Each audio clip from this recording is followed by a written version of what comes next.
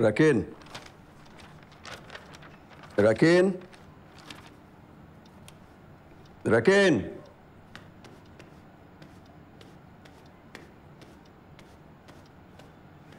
কি হয়েছে বলো? বসো। ঠিক আছে, আমি প্রবলেম নেই, বলো কি হয়েছে? তোমার ক্রেডিট কার্ডের স্টেটমেন্ট মেলাতে গিয়ে তোমার মা আর আমি খুব স্ট্রাগল করছি, বুঝছো? তুমি তো ইচ্ছে মতো খরচ করছো আর আমরা বসে বসে তোমার ক্রেডিট আর ডেবিটের হিসাব মেলাচ্ছি। ক্রেডিটের ঘর সব ভরে গেছে, কিন্তু ডেবিটের ঘরটা ফাঁকা। সব ডেবিট ক্রেডিট আমি বুঝি না, যা হয়েছে বলো ক্লিয়ারলি, কি হয়েছে? বুঝবে কিভাবে? বুঝতে হলে তো পড়াশোনাটা করতে হয়, তাই না? তুমি সব কিছুই করছো শুধু পড়াশোনাটা ছাড়া।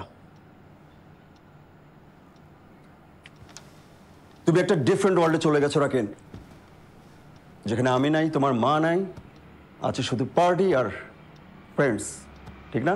সব হাইপোথেটিক্যাল কথাবার্তা বাদ দাও, যা বলবা ক্লিয়ারলি বলো, তাহলে আমি গেলাম। রাকেন, হোয়াট? তুমি যেভাবে রেকলেস ভাবে খরচ করছো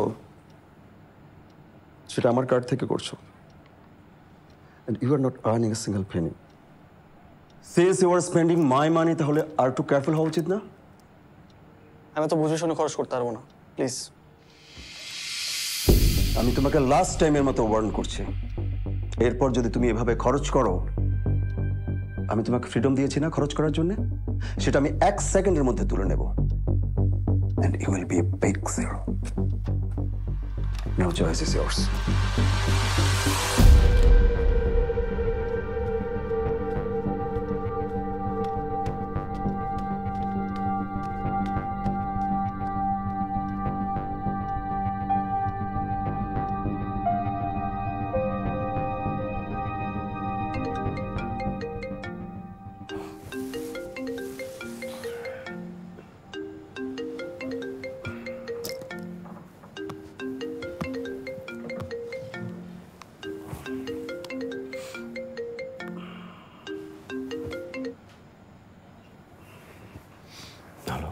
আসসালামু আলাইকুম স্যার।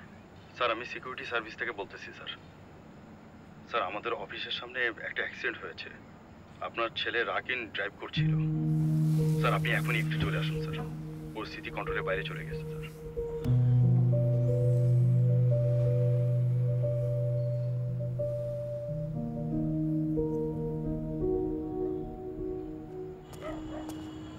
আসসালামু আলাইকুম স্যার।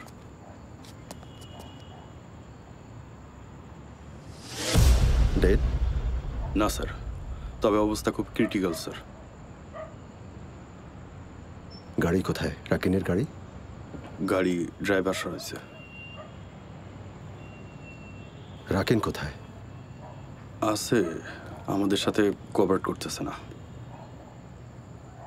কে কে জানে? স্যার আমরা গার্ডরা আর বাইরে 2-3 জন। তবে স্যার ওরা খুব ক্ষেপে আছে স্যার। আর একবার থানা পুলিশ হইলে কিন্তু স্যার তখন আর কিছু করার থাকবো না।